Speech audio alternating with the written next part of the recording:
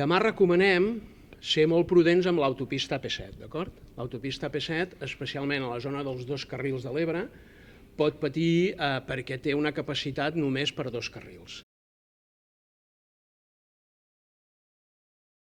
En aquesta AP7, en les zones on es pot veure l'eclipsi, serem molt insistents fent passades, tant els companys i companyes de Mossos d'Esquadra com els nostres vehicles, perquè la gent no s'aturi a l'AP7. No s'aturi a l'AP7 i també a la Nacional 340, però especialment a l'AP7.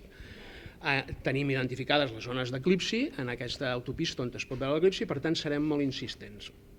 I reservar tota la capacitat per aquesta autopista.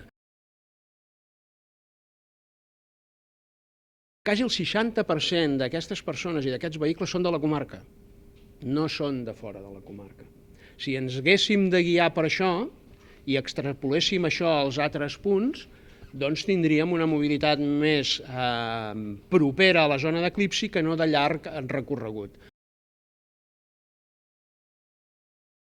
Des de Mossos d'Esquadra hem preparat un dispositiu especial per l'eclipsi que es produirà aquest 12 d'agost, un dispositiu que estarà composat per 700 efectius, dels quals 180 seran especialistes del trànsit. Aquest dispositiu entra demà en màxima alerta i es coordinarà des del centre de coordinació que establirem des del 112 a Reus.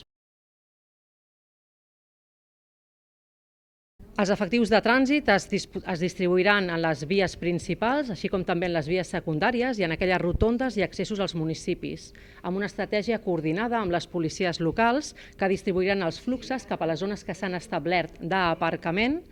I és important seguir les indicacions cap a aquestes zones d'estacionament i després realitzar el trànsit a peu fins a les zones on estan programades diverses activitats.